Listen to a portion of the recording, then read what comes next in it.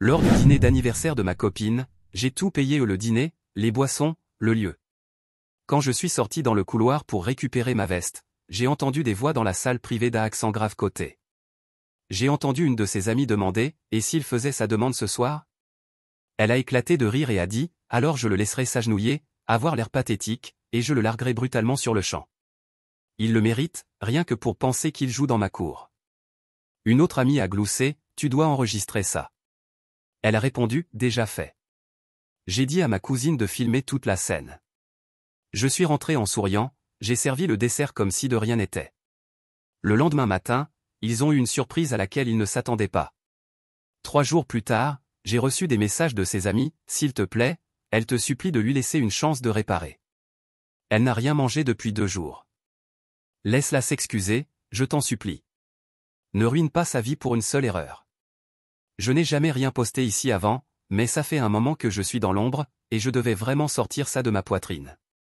Franchement, je ne sais pas si je cherche des conseils ou juste une validation, peut-être les deux, peut-être aucune des deux, peu importe. Je suis en train d'écrire ça sur mon téléphone pendant que je me souviens encore de chaque petit détail parce que, Pagonali, je suis encore sacrément énervé, et probablement pour un moment. Un peu de contexte rapide avant que les gens posent la question, je ne suis pas un gars riche ou quoi que ce soit, mais j'économisais depuis un moment. L'anniversaire de ma copine, Eliana, c'est super important pour elle. Genre elle commence à en parler en mars alors que son anniversaire est en juin chaque année. Il faut que ce soit de plus en plus élaboré. L'année dernière, c'était une fête façon solstice d'été, et cette année, elle voulait un dîner énigme dans une salle privée avec ses amis. Pas même mon idée, c'est elle qui a choisi le lieu, le thème, a créé un groupe de discussion ridiculement long, puis a attendu de moi que, je sais pas, je fasse tout fonctionner. Ce n'est pas une mauvaise personne, juste, je sais pas, elle a toujours voulu être le personnage principal, si ça a du sens. Elle aime l'attention. Elle aime être la fille que tout le monde regarde, et ses amis sont un peu pareils. Je ne les vois pas beaucoup en dehors de ces événements parce qu'elles n'ont jamais vraiment fait d'efforts avec moi, et j'ai l'impression d'être plus une décoration qu'autre chose. Je sais que certains pensent déjà que je suis idiot d'avoir toléré ça, mais c'est le genre de truc qu'on ne voit pas vraiment jusqu'à ce que ça vous saute au visage. Bref, le dîner se passe dans un endroit où on a une salle à manger privée, un peu comme une escape room, mais avec de la bouffe et des indices, et on doit résoudre un meurtre ensemble. Elle a invité genre 16 personnes. J'ai payé la salle, le dîner, les boissons, tout. Je n'ai même pas cligné des yeux, je voulais qu'elle se sente spéciale. Je lui avais même pris ce collier personnalisé qu'elle voulait, j'ai mis un temps fou à trouver le bon, et je l'ai emballé dans une petite boîte avec un mot. Ce n'était pas une demande en mariage, juste un cadeau, mais je sais que ses amis adorent les potins sur ce genre de truc, alors j'ai fait attention à ce que ça ne paraisse pas bizarre. Dès notre arrivée, j'ai senti que quelque chose clochait. Pas comme dans un film d'horreur, mais juste des petits trucs. Son amie Kathleen ne me regardait même pas, sa cousine était collée à son téléphone tout le temps, Eliana sortait sans arrêt pour passer des appels, puis revenait avec un sourire forcé. Et chaque fois que j'essayais de lui parler, elle me repoussait comme si elle était occupée. J'ai cru qu'elle était peut-être stressée, ou que ses amis l'embêtaient, mais j'ai commencé à sentir un malaise, comme si j'étais mis à l'écart et que les autres étaient dans la confidence. Le plus étrange, c'était à quel point elle essayait de tout rendre parfait. Elle se recoiffait sans arrêt, vérifiait son rouge à lèvres dans la caméra de son téléphone, demandait à tout le monde de prendre des photos de groupe toutes les 10 minutes. Comme si elle voulait que la soirée soit super instagrammable ou un truc du genre. Moi, je gardais la tête baissée, je jouais le jeu, je m'assurais que le personnel avait ce dont il avait besoin. À un moment, pendant le plat principal, elle m'a demandé si je pouvais aller chercher sa veste dans le couloir parce qu'elle avait froid. Rien de grave, mais la façon dont elle l'a dit était bizarrement formelle, comme si elle jouait un rôle. J'ai juste hoché la tête et je me suis levé, pensant qu'elle voulait peut-être un moment seul avec ses amis. Je suis sorti dans le couloir, et en passant devant la salle privée d'un accent grave côté où les murs sont fins, comme des cloisons, sûrement pas insonorisées, où j'ai entendu un éclat de rire. Pas un rire poli, plus comme si quelqu'un venait de lâcher la meilleure blague du monde. Et j'ai reconnu le rire d'Eliana, parce qu'il est fort et un peu faux quand elle veut impressionner. Je ne voulais pas espionner, je le jure, mais je me suis arrêté une seconde parce que j'ai entendu mon nom. J'ai reconnu la voix de Kathleen, elle plaisantait sur « Et s'il faisait sa demande ce soir ?» Puis il y a eu un silence, et Eliana a explosé de rire. Elle a dit un truc du genre « S'il le fait, je le laisse s'agenouiller, avoir l'air pathétique, puis je le largue sur le champ. Il le mérite de croire qu'il joue dans ma ligue. » Puis une autre voix, je crois que c'était sa cousine, a rigolé et dit, tu dois filmer ça. Et Eliana a répondu qu'elle avait déjà demandé à sa cousine de tout filmer. Elles riaient toutes, même pas en essayant d'être gentilles. Je suis resté planté là, pas la peine de mentir, j'ai eu l'impression de prendre un coup dans le ventre. Je sais que les gens plaisantent parfois, mais ce n'était pas juste une blague où elle avait l'air sérieuse. Sa voix avait une dureté, comme si elle prenait vraiment plaisir à imaginer m'humilier. Et le pire, c'est que ses amies n'étaient même pas choquées. Elles adoraient ça, l'encourageaient, comme si c'était la chose la plus drôle au monde d'imaginer que je me mette à genoux ou je sais pas quoi. Je me suis un peu déconnecté à ce moment-là, une sorte de court-circuit. J'ai eu une bouffée de « je suis fou ou quoi, j'ai loupé une blague, c'est vraiment en train de se passer ». J'ai même vérifié mon téléphone pour voir si quelqu'un m'avait envoyé un message du style « c'est un prank », mais non. Juste moi, sa veste dans la main, et mon nom utilisé comme punching ball dans la pièce d'à accent grave côté. Je ne me souviens pas vraiment d'être rentré, mais je l'ai fait. Je sais que je souriais, ou au moins j'essayais. Je lui ai donné sa veste, elle m'a à peine regardé, l'a jetée sur sa chaise, et a recommencé à discuter avec ses amis. Je me suis assis, j'ai fini mon plat. Je l'ai observée toute la soirée. Elle n'a jamais eu l'air coupable ou mal à l'aise. Au contraire, elle rayonnait, comme si elle se nourrissait de l'attention. Sa cousine sortait son téléphone pour filmer, et à un moment, Eliana lui a carrément fait un clin d'œil. J'ai servi le dessert. J'ai payé les boissons en plus que ses amis avaient commandé bien plus que prévu, mais peu importe, j'ai signé l'addition. Je lui ai donné le collier, elle a à peine dit merci, elle a juste serré sa cousine dans ses bras et a commencé à ouvrir les cadeaux de ses amis. J'ai essayé de ne pas faire de scène, parce que je savais que c'est exactement ce qu'elle voulait. Si j'avais craqué, j'aurais eu l'air du mec instable, et elle aurait pu jouer la victime devant tout le monde. Alors je me suis contenu, et j'ai juste observé. J'ai regardé ses amis se saouler. Je les ai regardés prendre des photos de groupe avec elle au centre, je l'ai regardé faire un petit discours sur les vrais amis et à quel point elle était reconnaissante que tout le monde soit là. En sortant, Kathleen m'a bousculé et m'a littéralement regardé comme si je n'existais pas. J'ai tenu la porte pour tout le monde, j'ai attendu qu'Eliana dise quelque chose, mais tout ce qu'elle a fait, c'est rire et dire « à ce soir pour l'after ». Puis elle a disparu, sa cousine a claqué la porte de la voiture, et je suis resté là sur le parking pendant un moment, juste à fixer le reçu dans ma main. Je suis rentré seul, je ne me suis même pas donné la peine de lui envoyer un message pour lui dire bonne nuit. J'ai passé tout le trajet à ressasser la soirée, à essayer de comprendre à quel moment je suis devenu la blague. Je continuais à me dire que j'avais peut-être imaginé tout ça, mal entendu, mais non. Je sais ce que j'ai entendu, et plus j'y pensais, plus j'étais en colère pas seulement contre elle, mais contre moi-même d'avoir laissé ça aller aussi loin. J'ai tout fait pour elle, et elle n'a même pas pu faire semblant de me respecter une seule soirée. Je n'ai pas dormi. Je suis resté là, allongé, à faire défiler son Instagram, à regarder toutes les stories de la nuit ou toutes ces photos parfaites d'elle souriante, entourée d'amis, me taguant avec un petit « merci d'avoir tout organisé, chérie », comme si j'étais son organisateur d'événements et pas son copain. Voilà où j'en suis, je ne vais pas laisser passer ça. Je sais qu'elle pense qu'elle est intouchable, qu'elle a toutes ses amies de son côté, qu'elle est la reine et que je devrais être reconnaissant de graviter autour d'elle ou je ne sais quoi. Mais elle se trompe. J'ai déjà un plan, et ça ne va certainement pas se terminer avec moi ayant l'air pathétique, je peux vous l'assurer. Je mettrai à jour si quelqu'un veut savoir comment ça se passe. Croyez-moi, ça ne va pas être joli. Mise à jour 1. Je n'avais même pas prévu de faire une mise à jour tout de suite, mais je me suis réveillé et honnêtement, c'est trop pour que je garde ça juste dans ma tête. Je ne peux pas vraiment en parler avec mon frère, il me dirait juste de la larguer et de passer à autre chose, fin de l'histoire. Et ma mère, elle, me demanderait probablement ce que j'ai fait de mal, lol, classique. Je dois déposer ça quelque part. Je suis encore en colère, mais j'ai aussi ce sentiment d'emprisonnement mental. Il y a presque quelque chose de comique dans le fait de voir à quel point tout semblait évident avec le recul, comme si j'étais le seul à ne pas suivre le script correctement. Je me suis réveillé avec un message d'Eliana, tout plein de cœur et de « bon matin », comme si de rien n'était. Elle disait « j'ai passé une soirée géniale, j'ai hâte à l'année prochaine. J'espère que ma tête ne me fait pas trop mal après toutes ces boissons. J'ai littéralement bu un seul cidre, mais bon. J'ai juste regardé mon téléphone une seconde, puis je l'ai posé face contre table. Je n'ai rien ressenti pendant un moment, juste un vide. Puis je me suis souvenu de ce qu'elle avait dit, comment elle me laisserait m'agenouiller pour ensuite me larguer, que je n'étais pas à son niveau. Et là j'ai su, non, je ne vais pas faire semblant que tout va bien. Je n'ai pas répondu. Je me suis levé, j'ai fait du café, je me suis assis à la table de la cuisine et j'ai commencé à faire défiler toutes les stories Insta de la veille.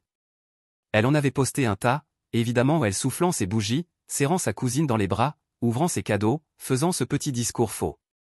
Il y en a une où elle tient carrément le collier que je lui ai offert et elle dit « Merci de m'avoir fait sentir aussi spécial », et ses amis la couvraient de compliments dans les commentaires. Aucune mention de moi, à part un demi-tag sur une photo de groupe, enfoui sous 5 emojis. Je sais pas pourquoi, mais c'est ça qui m'a touché le plus haut, comme si je n'existais littéralement pas, sauf quand elle a besoin que je paie quelque chose. Alors voilà. J'ai commencé à faire une liste, juste pour y voir plus clair. J'ai revu le groupe de discussion, j'ai noté qui était là hier soir, qui avait vraiment confirmé, qui avait annulé, la cousine, Julien, Kathleen, Émilie, quelques amis de fac que je ne connaissais même pas, et quelques inconnus venus juste pour l'ambiance.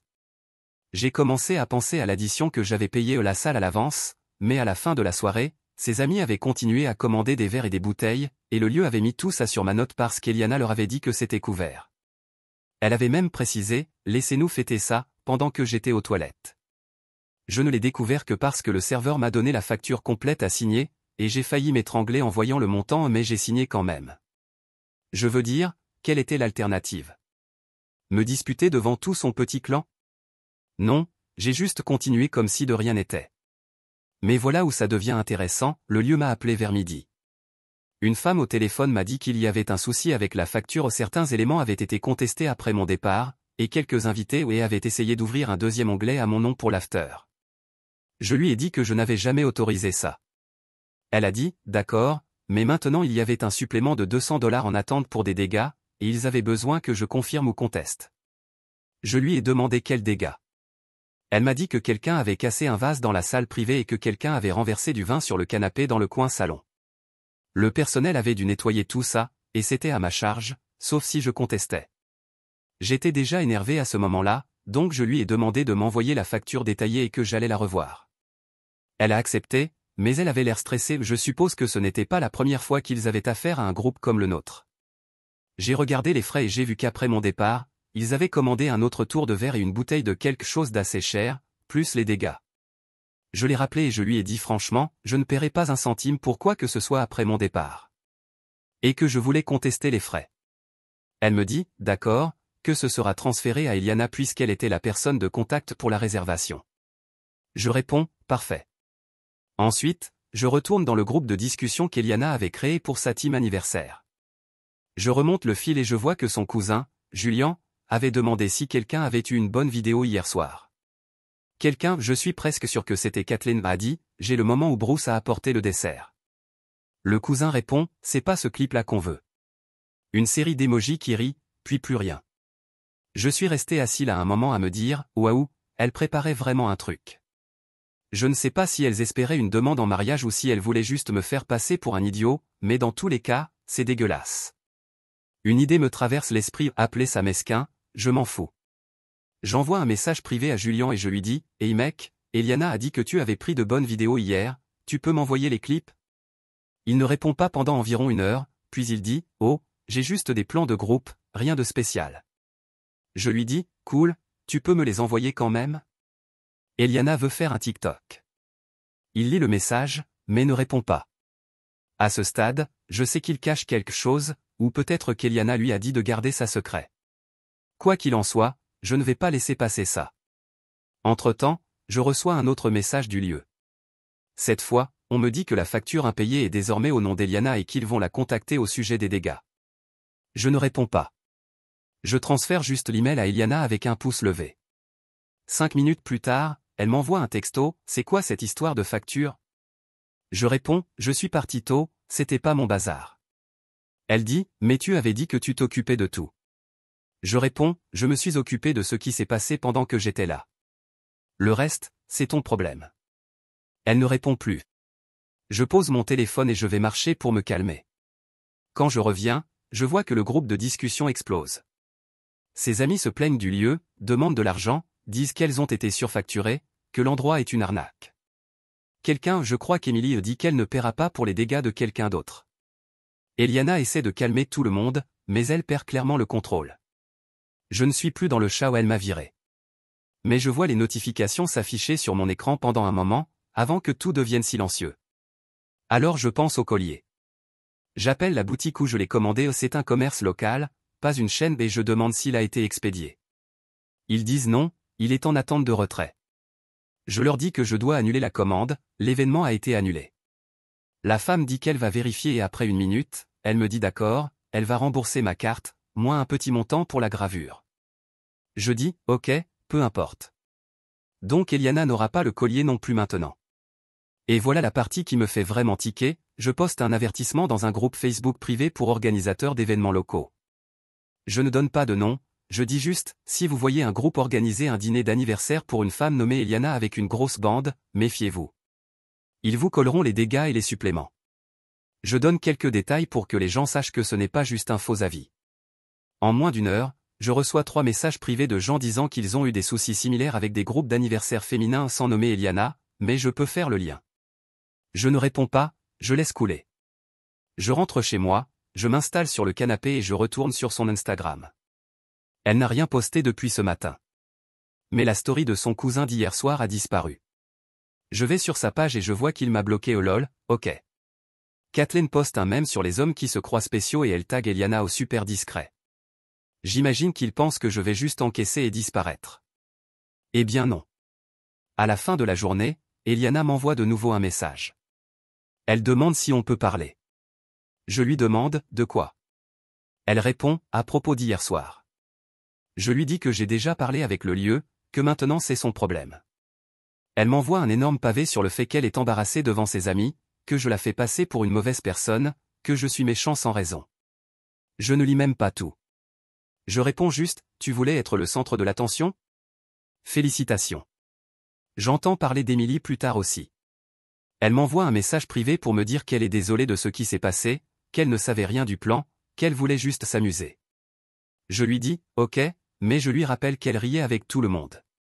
Elle répond que pas vraiment, qu'elle ne voulait pas rendre la situation gênante. Je lui dis, peu importe, j'espère que l'after a valu le coup.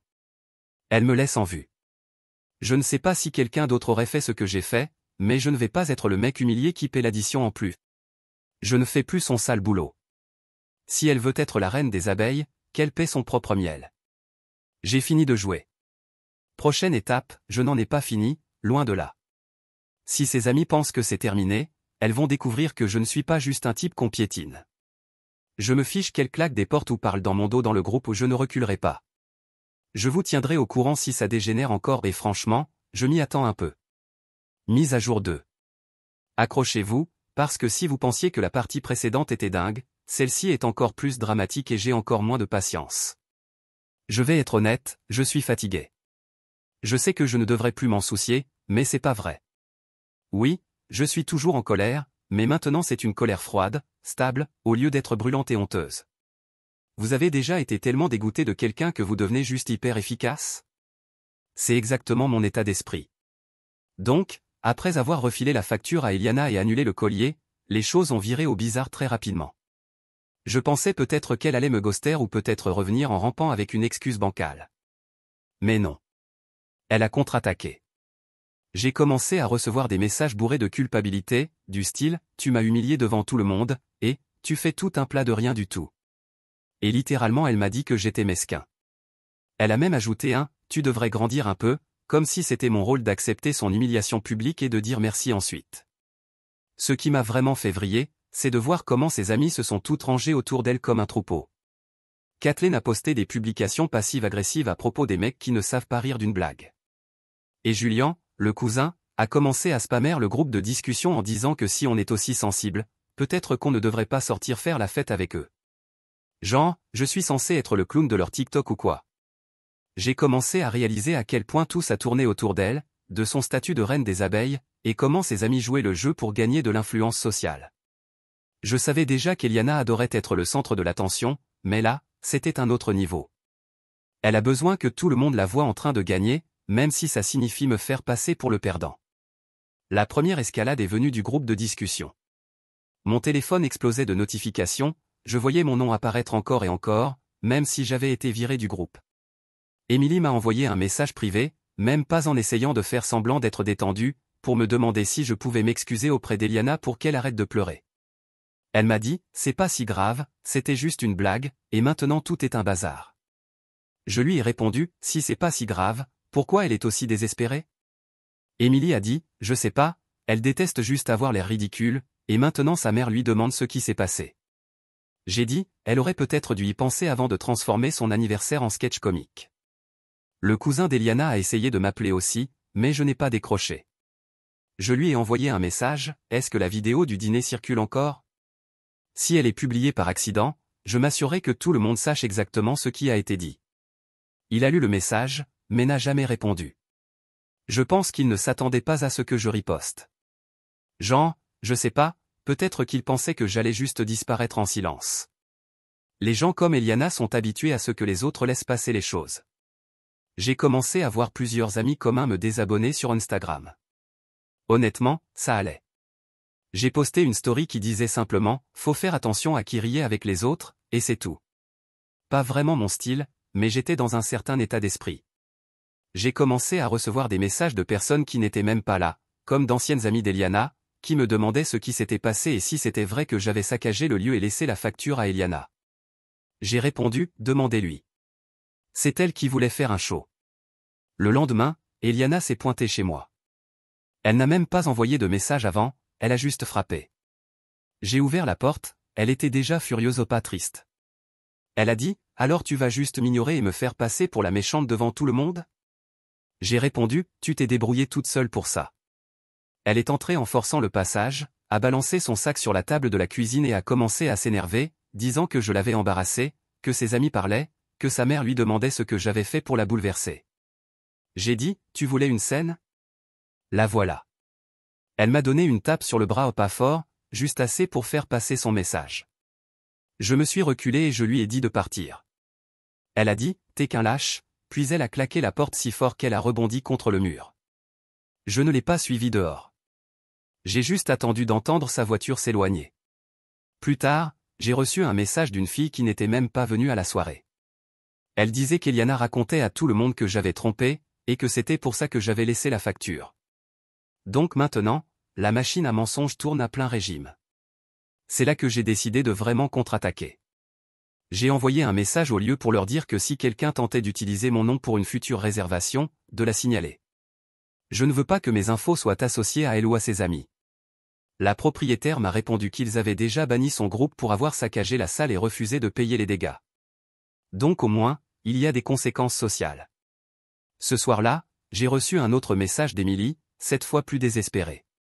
Elle disait qu'Eliana perdait pied, que son cousin menaçait de publier la vidéo si elle ne le remboursait pas pour les boissons, et que le groupe de discussion était maintenant un champ de bataille où tout le monde se rejetait la faute. Kathleen était furieuse parce qu'elle avait dû payer son Uber elle-même. Quelqu'un d'autre disait qu'Eliana avait promis de tout couvrir. C'est un bazar total, honnêtement. À ce stade, je ressens juste un peu de satisfaction. J'ai dit à Émilie, c'est pas mon problème. Vous avez tout organisé ça, vous pouvez le régler entre vous. Ma mère m'a appelé aussi, parce que visiblement la mère d'Eliana l'avait contactée et ouais, c'est devenu ça. Ma mère m'a demandé si j'allais bien, qu'elle avait entendu dire que j'avais créé un drame à un anniversaire. Je ne pouvais même pas être en colère, elle avait l'air si confuse. Je lui ai dit de ne pas s'inquiéter, que j'allais bien, que je ne voulais juste plus rien avoir à faire avec cette fille. Elle a dit, les gens finissent toujours par te montrer qui ils sont, même si tu ne veux pas le voir. Des trucs de maman, quoi. J'ai continué ma vie. J'ai bloqué Julien partout, j'ai annoncé dans le groupe que j'en avais fini, puis je l'ai quitté et je me suis retiré de tous leurs réseaux sociaux. J'ai croisé Kathleen à l'épicerie 2 jours plus tard. Elle m'a fusillé du regard. Je lui ai fait un petit signe de tête et j'ai continué mon chemin. Personne ne va m'affronter en public, ils préfèrent parler derrière mon dos. Les retombées continuent de se propager. Le groupe d'amis d'Eliana se déchire où tout le monde accuse quelqu'un d'autre pour l'échec de la fête, pour la facture impayée, pour la fuite possible de la vidéo. Moi, je suis chez moi, à regarder tout ça de loin. Je sais que je parais froid, mais après tout ça, je n'ai plus aucune patience. J'ai essayé d'être gentil. Ils voulaient un spectacle? Ils l'ont eu. Et avant que quelqu'un demande, je m'en fiche si elle mange ou pas. Je m'en fiche si elle pleure auprès de ses amis. Et franchement, je me fiche de ce que sa mère pense de moi. Je suis juste content d'avoir enfin arrêté d'être celui qui paie pour tout et se fait humilier en plus. Si vous voulez voir ce qui se passe quand vous jouez avec le mec gentil et bien, voilà. Il me reste probablement une seule mise à jour, parce que je ne pense pas qu'ils aient encore fini. Mais moi non plus. Je ne recule pas. Je ne suis pas votre bouffon. Dernière mise à jour. Donc voilà, ça fait 3 jours et honnêtement, je ne pensais même pas faire une nouvelle mise à jour. Mais ce qui arrive sur mon téléphone en ce moment est d'un tout autre niveau. Si vous avez suivi ce désastre, vous savez que je ne suis pas du genre à tout balancer en ligne. Mais franchement, je ne vais pas les laisser réécrire l'histoire pour me faire passer pour le méchant. Je suis encore en colère, mais maintenant c'est plus un « waouh », j'ai vraiment évité une balle. Ce matin, je me suis réveillé avec genre 8 messages manqués. Et je parle pas seulement d'Eliana ou ses amis, son cousin, même le numéro de sa mère.